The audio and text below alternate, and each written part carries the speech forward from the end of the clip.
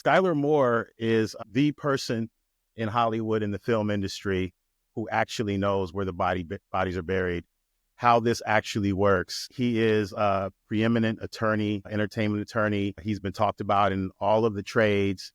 He's been involved in all of the types of transactions that you can imagine. His book called The Biz is essentially the masterclass, a textbook. There you go. There you go. A masterclass, a textbook on the film industry, the business. And frankly, I wish I had gotten a hold of it a little bit sooner than I did in trying to make a film. Sky, welcome. Thank you for joining us. And let's just jump right into it. First, did I miss anything? Did I misrepresent anything in your introduction? Good enough. Thank you. I love it. So let's try to reverse engineer success in filmmaking, right? Like everyone kind of knows that it is considered a bad investment, that most films fail, that the odds are stacked against you. So we'll talk about what it is that motivates people to actually do it. But if you were a filmmaker starting today in today's market and climate, how would you try to reverse engineer success in your film? Success being defined as profitability, people see it, you make money from it, and you can sustain yourself and continue to do it. Got it. So we're starting from scratch. I'm a newbie and I want to get going. Several comments. One is I always tell everybody, you got to partner with somebody that's got a track record. You need to partner with someone who's got traction so that agents and lawyers and studios will take your call. That's like the most important thing you can possibly do. So, starting at the ground. And I always say you can always figure out who's got traction by just looking at the credits for example, if you're trying to sell something in Netflix, you just look at the credits of pick your genre, comedy, horror, go look at their more recent ones and look at the credits. And those are what I call the anointed ones. And those are the people that will take their calls. And so you have to partner with an anointed one or somehow get in with them. I have clients that are the anointed ones, and it's just a world of difference. They can sell stuff in a minute, literally call up Netflix and we can sell it in a minute. And then otherwise no one takes your call. So partner with somebody is the answer. Second is do something, like just stop wandering around with a script and shoot something, get it on YouTube, show that you can get some views. Just do something. And then you have a track record and you can build on that. Next is think about, the sources of financing, friends, family, finders. You need equity. Where do you get it? That's always the biggest challenge. How do you find financing? I just wrote an article in Forbes on that. So you can just look, my name's Schuyler Moore in Forbes. There's a column literally just published a few days ago on how to get seed financing for first-time producers. Never give up.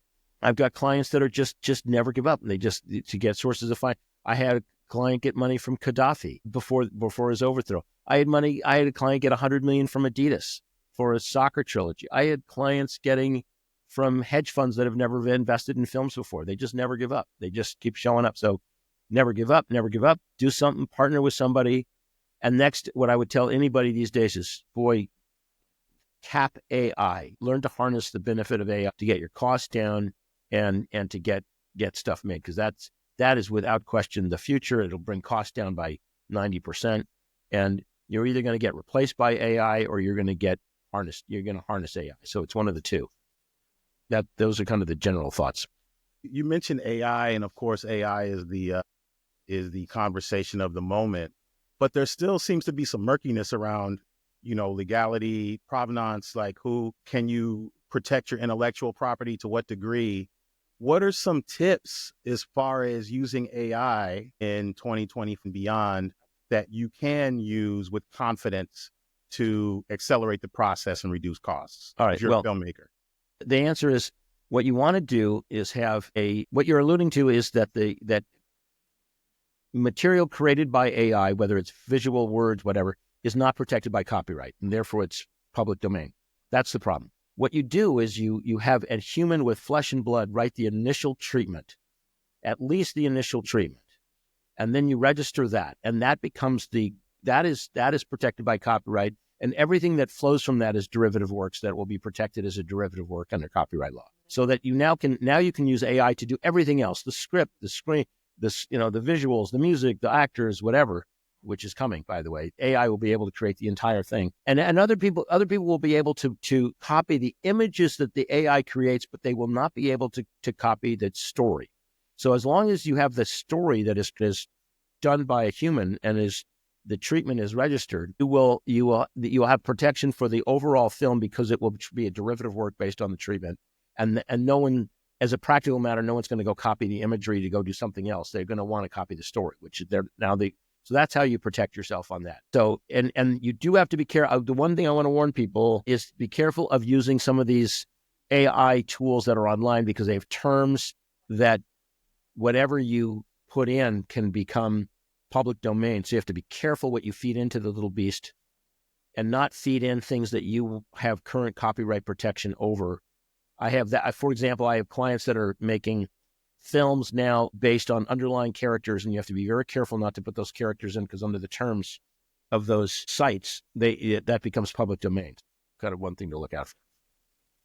You mentioned, I remember reading someplace that you mentioned content. There's kind of this mantra that content is king, and you argue that content isn't king, and it's distribution that's actually king. Can you elaborate on that and talk about how filmmakers and investors might capitalize or might think about things differently in terms of how they move forward?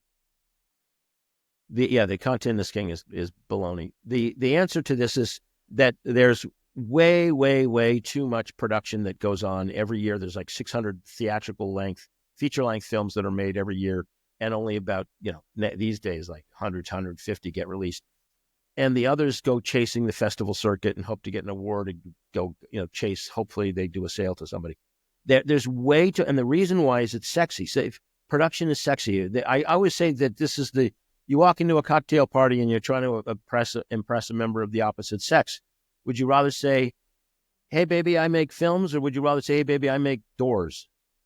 So and the answer is pretty obvious, and that kind of and I just say the law of supply and demand takes it from there. I mean, you have this wild oversupply of production, and the answer is distribution is not as sexy. It's more hard, takes more capital, and fewer people do it. So it's the law, the Adam Smith Wealth of Nations law of supply and demand, and the producers get creamed. They get crushed by the distributors. Distribution is king. Distribution has control. They absolutely have power at the table. And if you look, just to pick on a global level, because I know that one of your questions was the global change over time. I'll tell you one of the most fundamental changes over time is that the studios used to control distribution. And so the rest of us were always on our knees to the studio, getting clobbered because they were the 800-pound gorilla. And now the world's upside down because the streamers are the distributors and the studios are now producers for the streamers. They've become effectively production companies in many cases for the streamers. So the studios now are on their knees to the streamers. It's completely turned upside down. But the problem is for most producers, you can't control distribution. You got to give it to somebody. So life sucks, and then you die, and you do the best you can. You do the best you can. As you know, I tried to make a movie, a documentary, develop it, and try to enter the traditional film, narrative film, Hollywood community, and obviously found it very counterintuitive, and discovered that people's reasons for investing in it or being involved have nothing to do with people called film investors. I'm not even sure if investor is the right term. I found that people, at least in my experience, were really driven by other things that were more, cosmetic, or they were more fun. They were fun, or it was folks like yourself who've done other things for the last 20 years. I was a combat photographer and videographer in the Army, and always kind of had this romantic vision of, creating something and trying to do it, and got my ass kicked. And I wonder if there is truly a way to truly de-risk film investment. Is there an instance in which it is actually a good investment in the traditional sense of the word? The best you can do is twofold. One is getting your costs down as much as possible. And that's why I'm going to say AI, I'm going to be a broken record on this. AI can get your costs down. So that's why you need to harness that. Second is pre-sell. If you can sell it in advance, for God's sake, do it. Like, you have a choice if you have a choice between pre-selling for a few bucks and swinging for the fences, pre-sale for a few bucks and be glad you get out with your, with your shirt on. And that's hard. Pre-selling is hard these days. If you're not, if you're not pre-selling, if you don't have a pre-lot and you're just swinging for the fences, there's nothing you can do to de-risk. There's really very little that you can do. And you got to hope that you have a killer film and that it works, and that it's, I just had this experience with a client that just had a block. They went for a theatrical release for a relative modest budget film, and it just went crazy. It ends with us this summer, and it got 300 million worldwide box office. And so it's just like, who knew? Yeah. They took the risk. They took the risk, swung for the fences. They didn't pre-sell, and they went theatrical, which is the most risky you can do these days. And it worked. But then I had other film clients that on similar weekends that was just a complete disaster. I had two clients that just complete wipeout, like total wipeout. It's I've spent time kind of ancillary to. I live in Silicon Valley and work in Silicon Valley, and been kind of ancillary to the VC space for some years. And the similarities I've learned are kind of startling. Like, there is an expectation that most projects will not win, but the ones that do make up for the losses. Yeah, that's true. Yeah. There seems to be a lot of similarities, frankly. A lot of people in VC wanting to get into film. I see a lot of like private equity seems to be moving into the space. Is that real? And if so, what's driving that, in your opinion? Like, why are bankers trying, outside of the better parties, right? Like, why do bankers want to be involved in a transaction that's going to lose?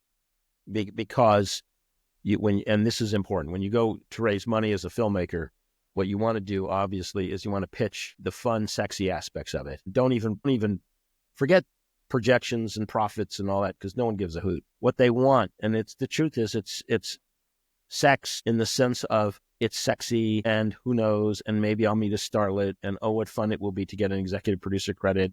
And so what we do, I sometimes feel like I'm a broker of executive producer credits.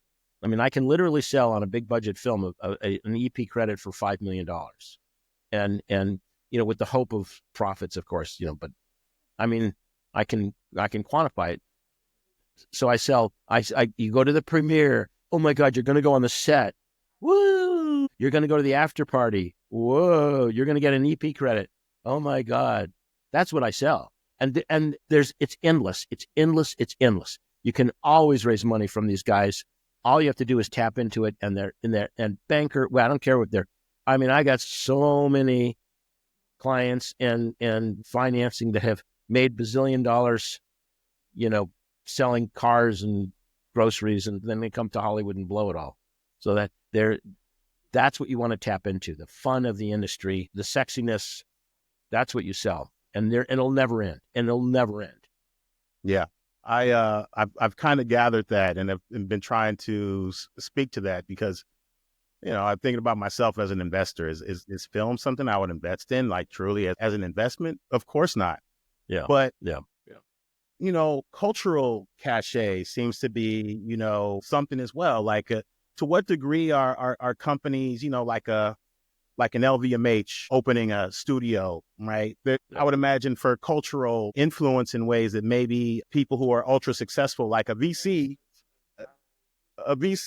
is not going to get any props at the Hollywood Reporter after party, right? Nobody cares about a $600 million exit in these circles. And it's interesting that, people who generally aren't accustomed to being told no, get told no when they try to enter into entertainment, specifically Hollywood movies and television. So I found that interesting. And my experience has also been, there are way more people interested in the interesting experience associated with the business than it being an actual investment that anybody who's a sophisticated investor really considers serious. You've been working deals in this business for decades.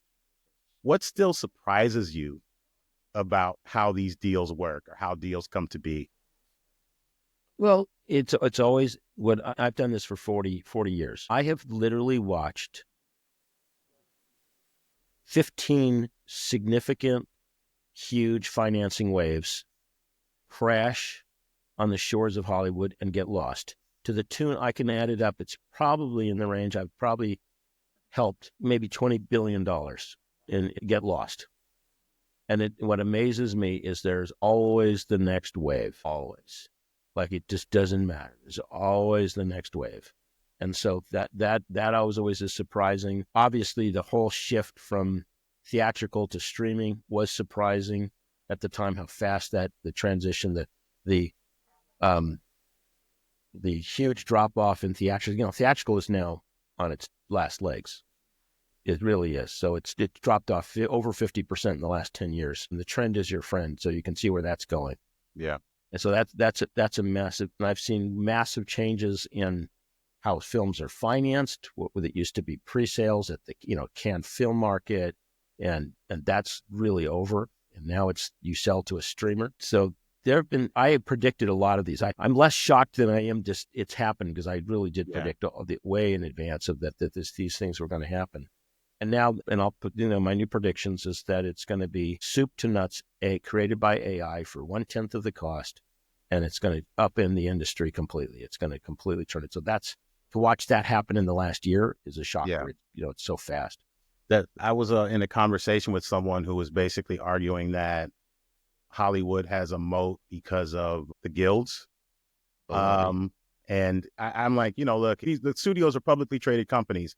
If you can produce something at 1/10 of the cost that it would have costed, you have a fiduciary responsibility to at least explore it. And eventually people are going to figure it out, because if you're a name actor, to license your AI personality or your AI alter ego feels like an extremely lucrative proposition and less work. So it seems inevitable. So circling back to cutting costs, as an investor and as a film producer, I know that tax credit arbitrage is still part of the equation.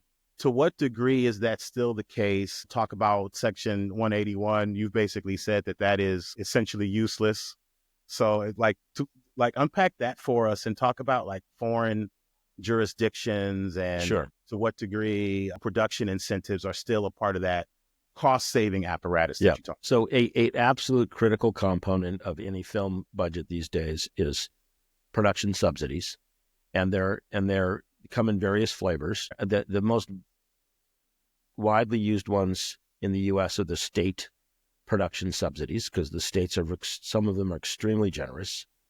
You can't just look at the front number of what percentages it is, because it depends on what the percentage is of what. For example, Georgia is extraordinarily generous on what is included for purposes of their tax credit. So you look, at the states anyway. So the states have very generous tax subsidies. Canada and Europe have very generous subsidies if you can qualify under their requirements as Canadian content or foreign or European content, or in particular if you can do co-productions that hit both in two or more countries. Those can be very, very valuable, including it creates the film becomes a quota. It becomes a film that qualifies under various quotas, so that the selling price goes up in Europe if you can make a European co-production.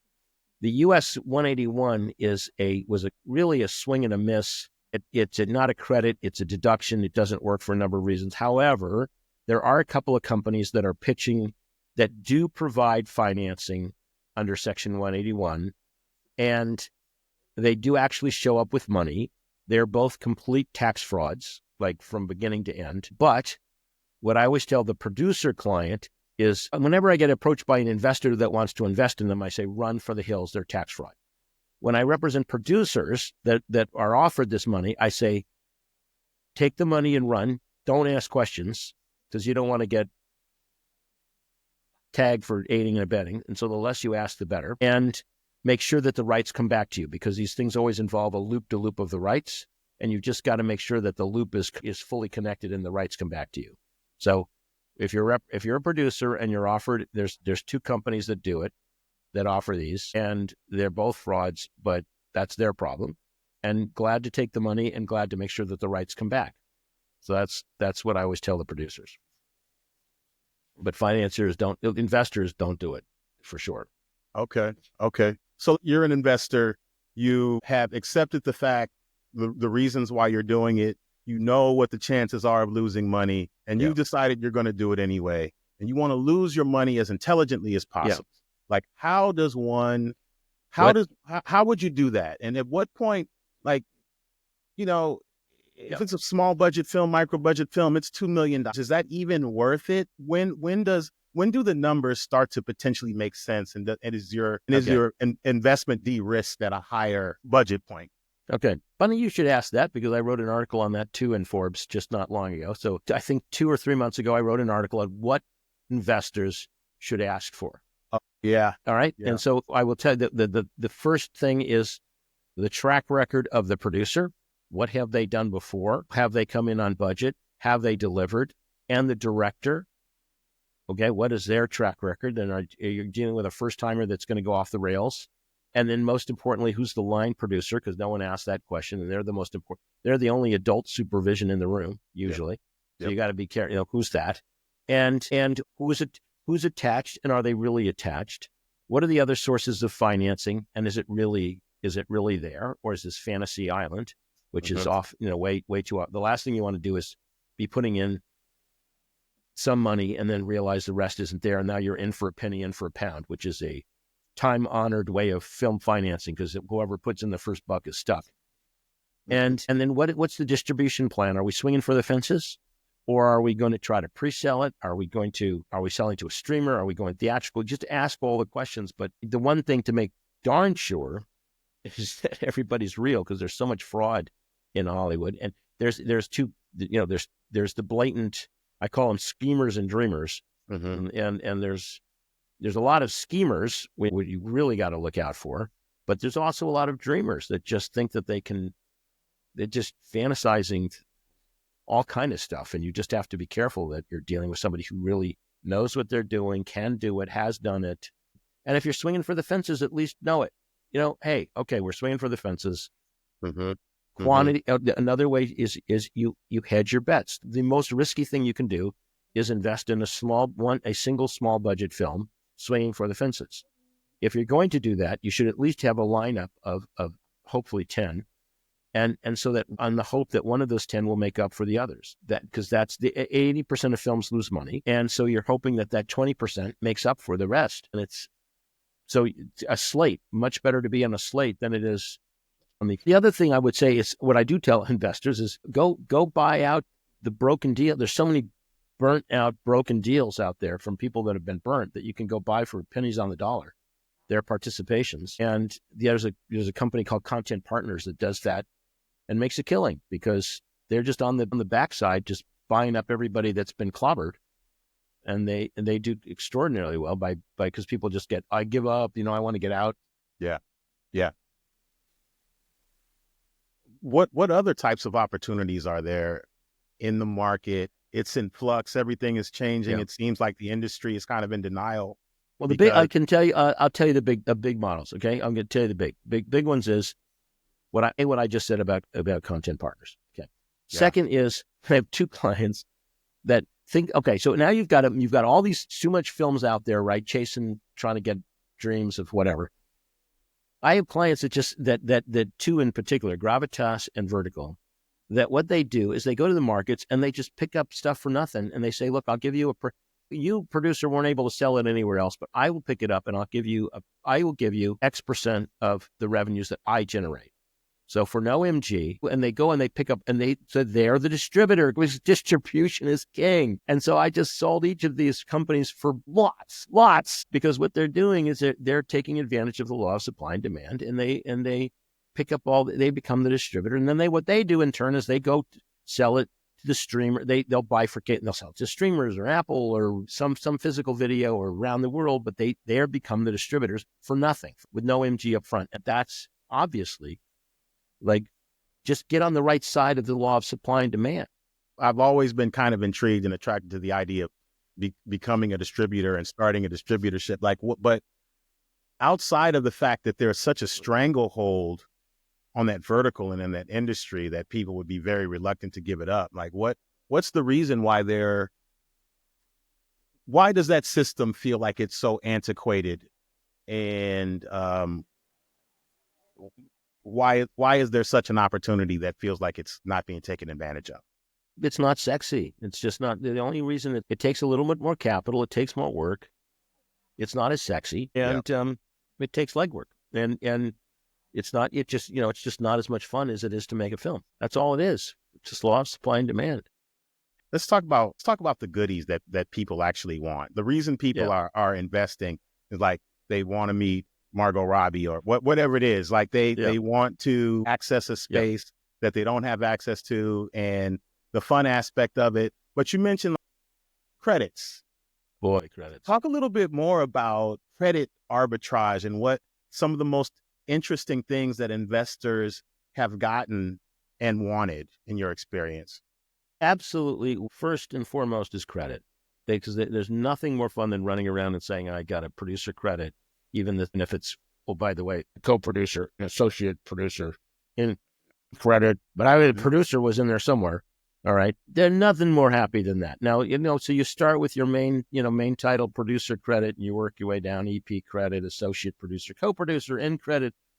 And that's like, I sell these like I'm a broker for them sometimes, I feel like, and I'm literally, for a big budget film, for a main title EP credit, it's $5 million. Now, you also get a share of theoretical profits, but people will pay $5 million to get an EP credit on a big budget film. I guarantee it. So that's step. And then the question, my producer, they obviously want producer credit, but it's not happening. Usually it's EP credit. Okay. Then, so that's the big one. Then the next thing is people love to visit the set. Like, go figure. They just love to visit the set. All right, you get to visit the set. And then third is obviously the premiere. You're going to go to the premiere. You're going to go to the festival circuit. We'll get you tickets to there. And then last is the after parties and all that. So that's what you pitch. That is really what you pitch. Boy, it works. Just dangle it out. People love it. People love it. And what other types of things, like, actually, let's talk about vetting again, right? Because you talked about all the frauds. I encountered a lot of charlatans in the industry, which I kind of expected. But some people they can be pretty good. They can be pretty good. They can be pretty good at being frauds. So, like, how do you, as a new person, right, especially if you come from another industry where things are a little bit more cut and dry in terms of what you can and can't do, how do you spot a schemer and dreamer before they spot you? You ask the hard question. You get a SOB lawyer like me to ask the tough questions. Yeah. And when they tell you, you're offending me because how dare you ask about my source of financing? I go, get a life. Show me your bank statement. Show me your contract. Show me what you've done. And you just have to ask the tough questions. Yeah. And be prepared for it. And now you're going to have there's two big categories you're looking out for. The frauds will actually show up with often I've gotten fake bank statements. And so you have to call the bank and make sure that's actually, and check it really carefully. And then you just have to do it. Or they'll tell you just a bunch of nonsense. And all you have to do is go on Google and check. Like, I do a litigation. I always just routinely do a civil litigation check, a news check, see what they've done, and follow up, like just some basic due diligence follow up. And then the dreamers, they're harder because they're always fantasizing. But we can hear the word. You'll always hear, you'll hear the words, I've got a trust and an escrow, and I can borrow against that, and I can leverage it up and go down and get Swiss gold bonds, and then I can somehow turn that into, if you give me $1 million, I'll come back with 10 million. And you hear these kind of fantasies. Mm-hmm. Tough questions. Don't accept it at face value. Nothing at face value. And when they tell you you're being rude, you say, sorry, I've got to do my due diligence. You've got to. Some of it's just so obvious. I like a simple Google search will take half the time. I literally calling up somebody saying, like, did you do a simple Google search and did you see all the litigation this guy's got? Like, are you kidding? So ask the hard questions. Yeah. Yeah. What excites you about the business? I mean, you mentioned the implications of what you're saying about costs being reduced by 90%. That's daunting. It's kind of morbid probably for certain people in the business in certain roles. What are you excited about? What's the upside? What keeps you engaged in the business? I'm I'm a killer. I don't go to films. I don't watch TV. I could care less about entertainment. I fell into this industry by accident, and I just enjoy the technical aspect of putting deals together, getting things closed, using the intellectual aspect of it, of copyright, trademarks, bankruptcy. This is, everything that's in my book. Yeah. I love teaching. I taught at UCLA Law School. I taught at the business school. I taught at USC. I love teaching. I love writing articles. I love staying abreast of all the legal changes. And that's I could be doing that. And I do it for other industries as well. I'm not just, so I'm a technician. And just as a footnote to anybody that's listening, I don't raise money. I'm the world's worst salesman. I don't introduce people to anybody. I don't find an agent, and I don't introduce people to my anointed ones. What I always say is, you bring the bull into the ring and I kill them. But I don't go look for bulls. So you bring your investor, distributor, whatever, and I close. I'm a closer. I know how to close deals. I know how to, I'm a tax expert. I'm a copyright. I do bankruptcy. I do international. So I can put things together and figure out what's the simplest way to get things done. And I love putting the puzzle together. And I love figuring out how to get to the finish line with the least amount of angst. That's what I like doing. And so how do I close? Am I clever at figuring that out? That's what I like doing. So that's my 2 cents. How do you know, how does a producer, investor, would-be filmmaker know when they're ready to engage with you? When they have the ability to write a check for $10,000 to pay a minimum retainer, because that's what we charge, and they can pay me $1,000 something an hour, when they can afford it. But as long as they can afford it, earlier the better. Like, I always get this question: should I bring you in after I do a term sheet? No, it's too late. Once you've done a term sheet, you've choked, and so you've got earlier the better. Earlier the better. So as soon as you have the funds, even if it's something that you're just thinking about. Well, if somebody's offering you financing or a term where you need legal help, like if you're just wandering, half the time I get inquiries and I say, really, it looks to me like you're looking for an agent or money. And I don't do either of those. I'm not an agent and I don't look for money. So I don't think you're ready yet. Right? You're just not ready yet. But when you have someone on the hook that wants to invest, or you have a distributor that wants to buy your rights, or something concrete, that's when I come in. And the earlier the better. Sky, you mentioned you fell into this business. I didn't know it. Unpack that a little bit if you've got time. Like, tell me, how did you let that happen? All right, here's how it happened. I was determined to be a tax nerd. That's all I wanted to do was tax. Like, that's just all I wanted to do. And so I ended up I didn't know it, but I ended up at a firm that was in one of the main talent entertainment firms at the time, called Armstrong, Hindler and Hirsch. This was in the 90s. And from there, of course, because I'm in an entertainment firm, I then ended up writing a treatise called Taxation of the Entertainment Industry, which is the leading treatise to this day on taxation of the entertainment industry. It is very popular, and it's really the leading treatise on this issue. And I am a tax expert, and I use that as my secret. And then I spread, and then everything that hit my desk, I never said no. Never. I will never say no. You could ask me, can I do potato farming? And I will say yes. Okay. And so what happened is people came in with, well, we're doing distribution, we're doing this, we're raising money. And I said, I can do it. And so I would just figure it. And so I expanded that out to become just a general counsel. And I have a huge, I'm going to brag and I apologize, but I have a huge, I was number one at UCLA Law School, and I've got a very good memory, and I absorb a lot. And so I did copyright, I know securities, I do bankruptcy, I do trademark, I do LLCs, I absorb a lot, and I enjoy doing that. And so I just did more and more and more and more and more. And then I did these $1 billion financings. Like I did Hunan Group, $1 billion in Lionsgate. I did Reliance, $1 billion for Spielberg. I did these massive $1 billion deals. It just became kind of my bailiwick because I know tax, because I can put everything together. Yeah. Right. So in particular on cross-border, you need the tax expertise, which is, by the way, the secret shotgun in all this. you've got to know tax because so much comes down to tax. Yeah. And so I'm a Swiss Army knife.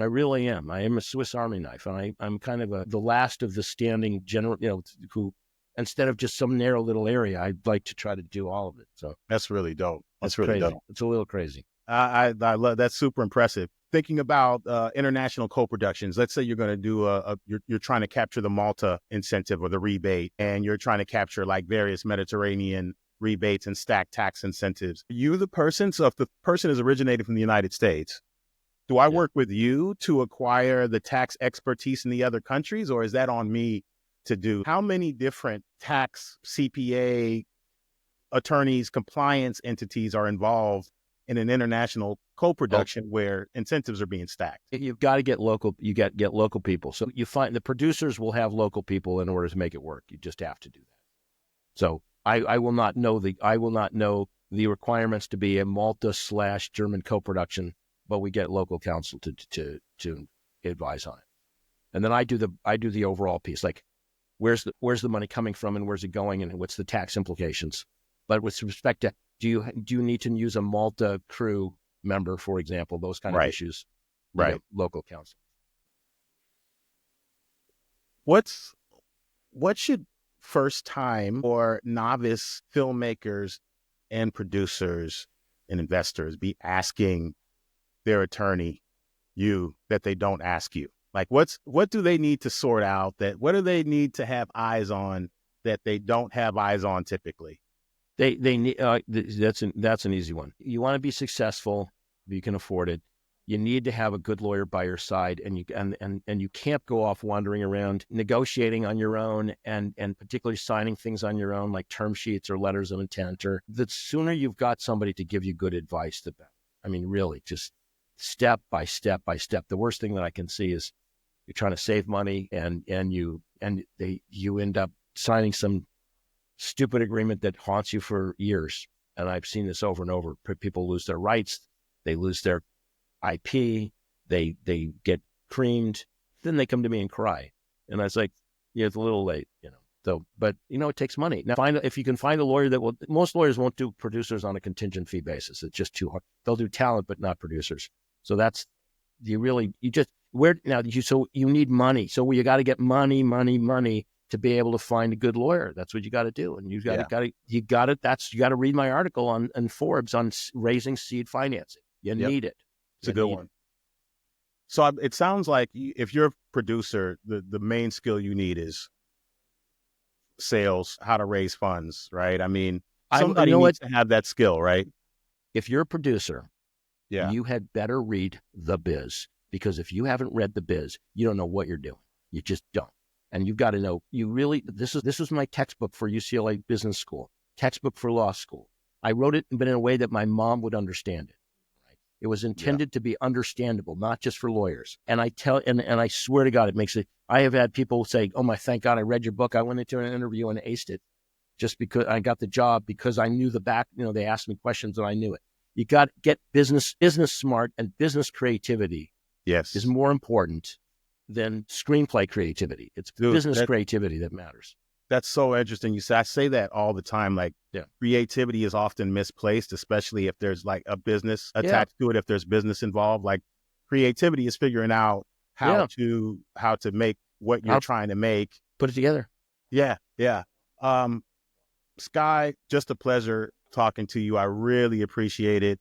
Let's flash the book again. It's The Biz. Again, this is not a joke. Like I read your book after I made all the mistakes that people who think they're smart and have been, relatively successful in other places, they get into film, and I got my ass kicked.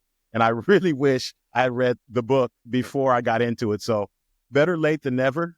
Let me give you the people. Here's what else they should do. One is I've got a YouTube channel that you can find my name under Sky Moore on YouTube, The Biz, and you'll find my course that I taught at UCLA. Second is my Forbes articles. You can go on Forbes, and I've got articles on everything in the world, finding money, what investors should ask for, how to get off the ground.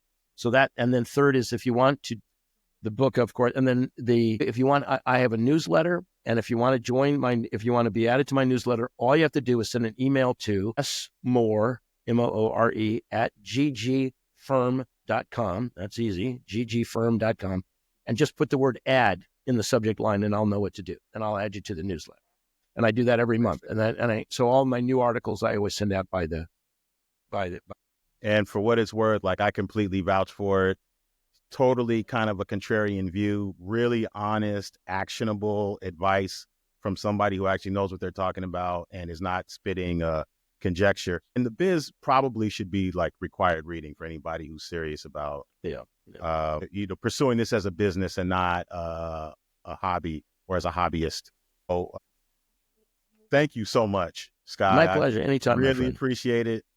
I'll be looking forward to the next edition of the book and to the next articles on Forbes. Good fun. Yeah, man. Thank you so much, man. Okay. I appreciate it.